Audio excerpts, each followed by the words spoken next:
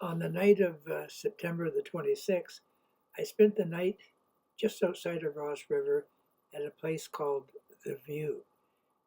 And it did have the view. It was a beautiful place. The cabin was heated with a wood stove, and the owners, Neil and Junie, were just amazing. So this is the Pelly River Valley that you're looking at here. And this is the view that I got from my bed when I woke up in the morning on September the 27th. So I headed to Ross River, which is the start of the North Canal Road. And the reason I wanted to do this trip is that I had previously done the Dempster Highway. I had done the Nahanni Range Road. Also, I had traveled by BC Highway number 77 from basically Fort Nelson to Fort Simpson. So I had entered the Northwest Territories through three different ways, and the North Canal Road appeared to be the most difficult way of driving to the border of the Northwest Territories. So I have a 2023 Toyota RAV4. It's a trail model, so it has I can put it into four-wheel drive if I want, but I didn't need that on this road. But so you start the North Canal Road by going across the Pelly Barge, and it's free. And so you're crossing the Pelly River. And what's interesting is that I had been across many free ferries in the Northwest Territories, and the ramps, both on and off, are made from gravel and are compacted and hard. But at the Pelly River crossing, you can see that it's made out of round rocks, and they put a thick rubber matting over these round rocks to hold everything together, because you can't compress round rocks, and if you start driving over them, they just sort of move all over the place. So they put this rubber down, and I should have realized that was probably an omen of how this road was going to turn out, because it was just bumpy getting off the ferry. So the reason that they use the round rocks is that the Department of Fisheries and Oceans doesn't want silt going into the river, so they don't allow them to use the gravel. And also, there's hardly any traffic on this road, so for the odd car to use this round rock is not a big deal. You couldn't use it on the George Black Ferry, for instance, that goes across the Yukon River, the Dawson. There's just way too many cars, so you have to have nice ramps.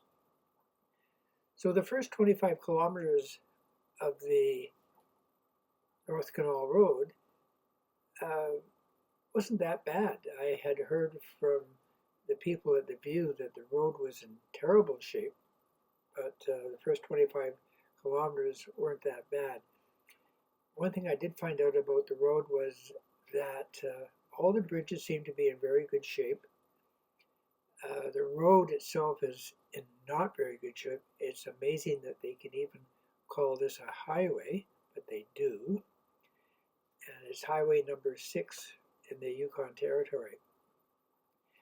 One advantage of it being a highway is that if you have the British Columbia automobile insurance and you get their premium membership, you get 2 free tows each year, 305 kilometers for each tow. So the North Canal Road is actually 226 kilometers long. And if you break down to the end of it, it would cost a fortune, I think, to get towed out of there. But because it's a highway, I am pretty sure that your BCA membership is going to cover it if you have the Premier membership. And I talked to Neil and Judy about this, and apparently one time he had towed a car out of there, and he was reimbursed by the BCA.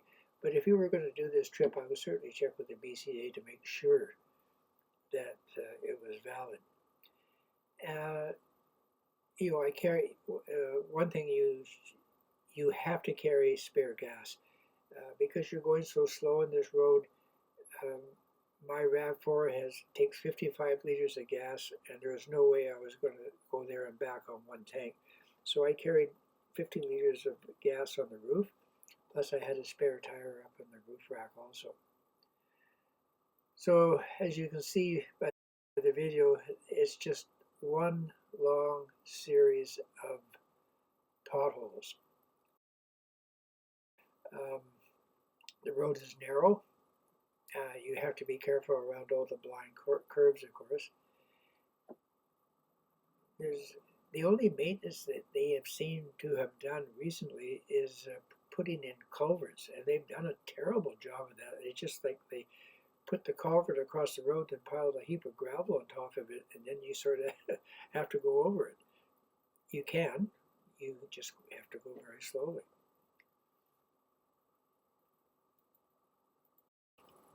Also, at the end of the North Canol Road, there are 3 mining exploration properties, and they're all owned by an outfit called Fireweed Metals. So they have Mac Tung. I guess that stands for Macmillan Tungsten, because it's very close to the Macmillan River. And there's another gold property, and there's a lead, zinc, silver property. Fleetwood Metals hires about 100 residents of Ross River. So one thing you have to watch out for in the summertime or in the early fall is these very large transport trucks that are either bringing or taking equipment out for these mines.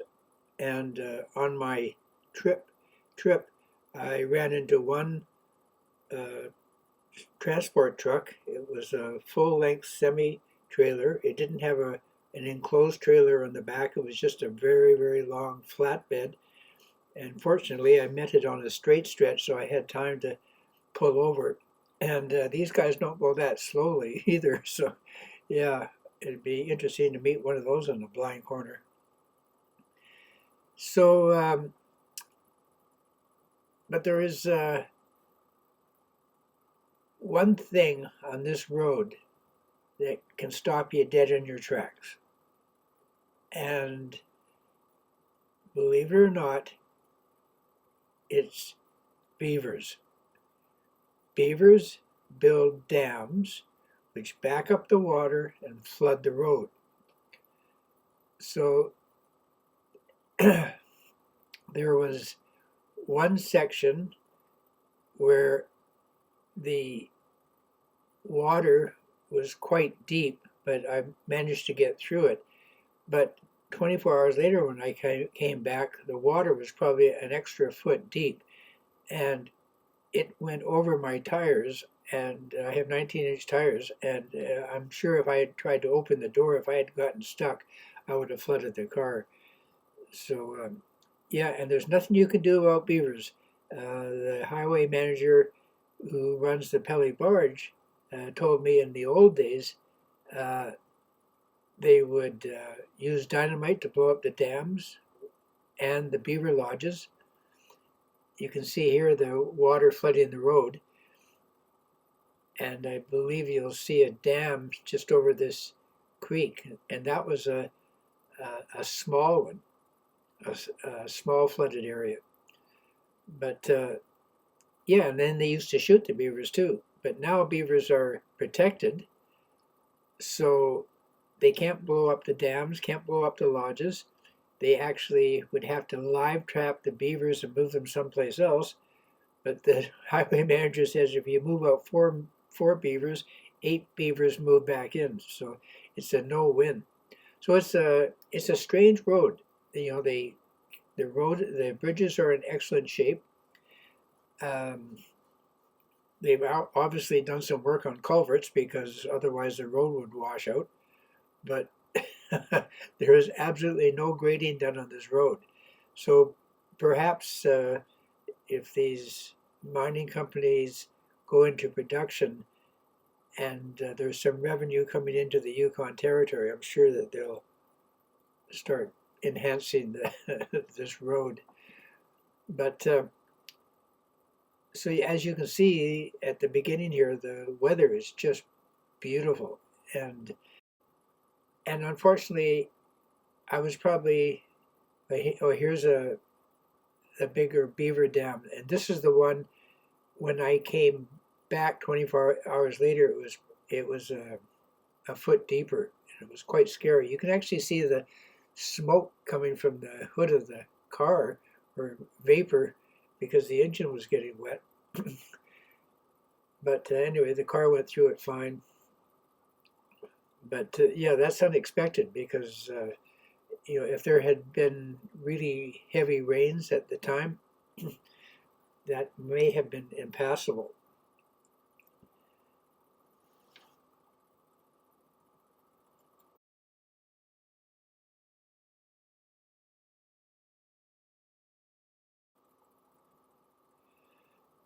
So this time of year, late fall, so the vehicles that you do see on these roads would be hunters driving, big pickups, and they're usually towing a trailer with an ATV on the back of it.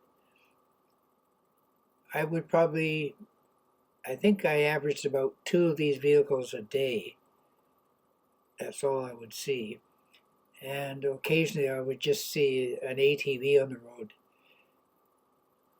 And because these are big pickups, they're driving a lot faster on this road than I was. So yeah, you got to be careful about that. And I believe the hunters were looking for moose. But all I saw on this road were grouse, and I saw lots of spruce grouse. But I guess all the animals were hiding. But as you can see, the weather it was clear blue skies, but this was extremely changeable. And I was not able to complete the road. I never got to the Northwest Territories. I got within 30 kilometers, and I got stopped by a very heavy snowstorm. One minute the road was black, and the next minute it was pure white. So discretion was the better part of valor. And I thought, if I get stuck up here and it was really coming down, if I get stuck up here, I'm going to be in bad trouble, because this was almost at the beginning of October, and on October the 8th, the ferry actually stops running. And when I talked to the highway manager on October the 7th, he is required to take his pickup and traverse the road to make sure that there's nobody left behind, because when they stop running the ferry, then they pull the ferry out of the water before it frees up. And you can see these big black clouds on the horizon. I mean, and this happened quite quickly. I guess the wind changed or something. And yeah, they definitely looked threatening, and they were. So, but you can see, I would say for 3/4 of the trip in that I made, the scenery is, there's not much to see because you're going on quite flat terrain, and the trees really block your view. But I think that last 35 kilometers, if it had been a sunny day, would be quite spectacular, because the valley gets quite narrow at the end, and the mountains are quite high. And then you end up the Northwest Territories at McMillan Pass. But I found that this road was,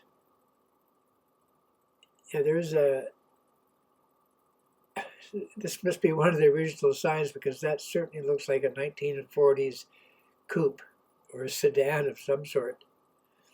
So yeah, and you can see that there's some highway signs here that are obviously on the road, that are obviously quite new looking, especially some of the kilometer signs look brand new. And then they'll have kilometer markers, how far it is to the Northwest Territories. And the kilometer markers, kilometer 0 starts at Johnson Crossing on the Alaska Highway. So they do the whole Canol Road. Now here I'm coming up to one of the culverts. You can't really see it, but they form quite a hump in the road. And yeah, so there's no way you're going fast on this road. But even though it was slow, I really enjoyed this trip. I like the feeling of having the road all to myself, because you hardly see anybody on this road. And and this is the halfway point. I'm about 100 kilometers in here, and that is a highways maintenance yard, but it looks like it's been shut down for a substantial amount of time. But obviously at one time they really looked after this road. And all along the road you'll see, small cabins, for hunting or fishing from local people, or fur trapping cabins, because people still trap furs in this area in the wintertime. And I guess when the Pelly River freezes over and this area is covered with snow, this is probably a really good snowmobiling trip. It'd be a fun trip to take on a snowmobile, for sure. And there are roads that branch off this that go to old mining exploration companies, and I think that's what the hunters on the ATV use. So, but yeah, these flooded areas, these huge puddles, a lot of times you just don't know how deep they are. And some of the potholes can be quite sharp. They're deep and they don't have a smooth edge to them. Like it's, so I 6 hours made 117 kilometers. So just slightly under 20 kilometers, or 19.5 kilometers per hour. But yeah, it certainly gives you time to look around, that's for sure.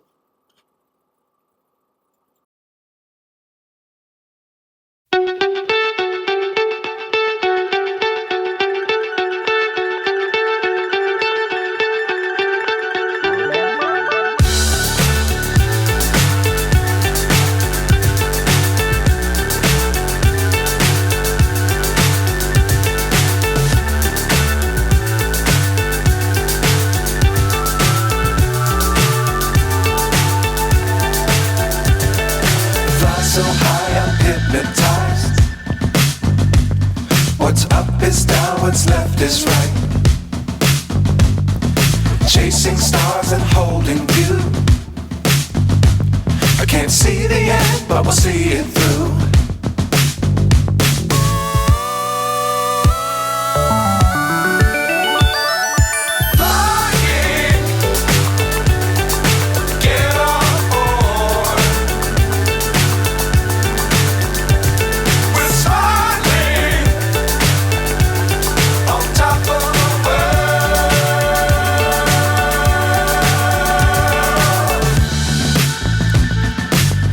Times don't fly too high.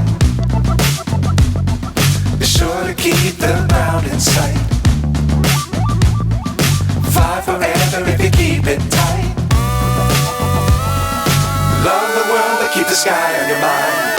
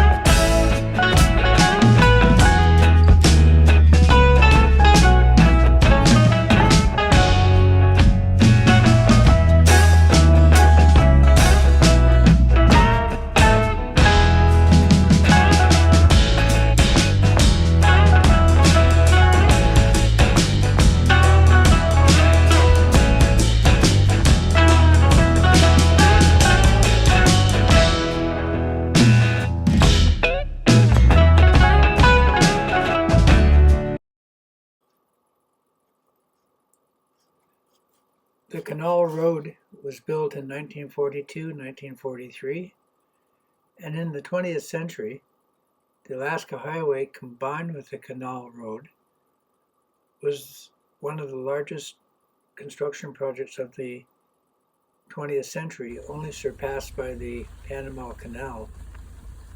The Canol Road stands for Canadian Oil, and during the Second World War, the United States was worried about Japan attacking Alaska, and they were afraid that supplies sent to Alaska by water would be attacked by Japanese submarines.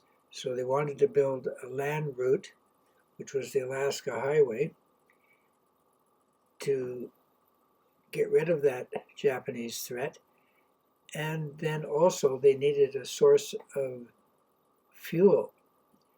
And the fuel came from Norman Wells, and they built the North Canal Road. And beside that road, they put a 4-inch pipeline so that oil could go from Norman Wells in the Northwest Territories to a refinery built in Whitehorse. The oil from Norman Wells is quite unique in that it has a very high percentage of paraffin in the oil itself, which means that even at minus 70 degrees Fahrenheit, the oil will not freeze and will flow through the pipeline. So the oil pipeline only lasted for 1 year. Then the threat of the Japanese to Alaska disappeared, and it was much, much cheaper to ship fuel from the southern United States by oil tankers to Alaska than through the Canal pipeline. So yeah, so all that huge project was just for 1 year's supply of oil, and then they shut it down, and all the equipment was just left in place, and now those are the historical remains that you see along the road. And apparently the amount of stuff left in the Northwest Territories section of the Canal Road, which is not a road anymore, it's called the North Canal Heritage Trail. There is way more equipment on that trail than there is on the Yukon section.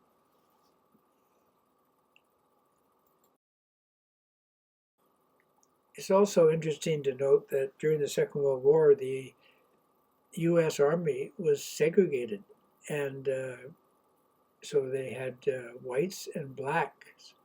And on the North Canal Road, or on the Canal Road, there was a large contingent of black soldiers, and they were mostly used in manhandling these 20 long foot sections of pipe. It would take 4 men to offload those pipes and put them on barges to get them across the Mackenzie River. There's lots of YouTube videos, historical videos on the construction of the Alaska Highway and of the Canal Road, and they're quite interesting to watch. So it's amazing when you think about all those people that built these roads and drove all these pieces of equipment, that there's no one left. They're all gone, and what we see is just this equipment slowly rusting away in the wilderness.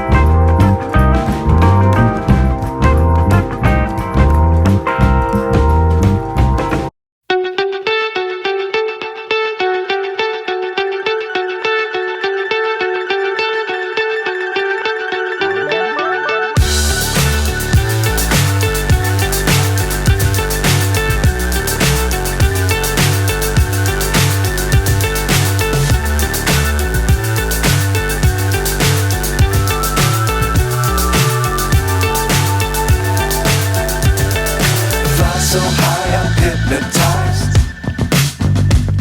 What's up is down, what's left is right. Chasing stars and holding you. I can't see the end, but we'll see it through.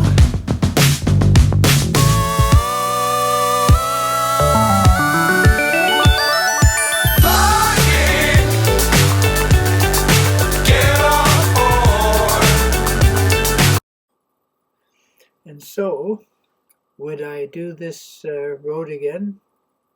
Definitely. I found the road to be extremely interesting.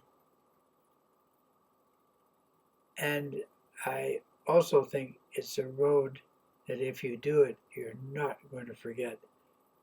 It's so unique in terms of what a highway is.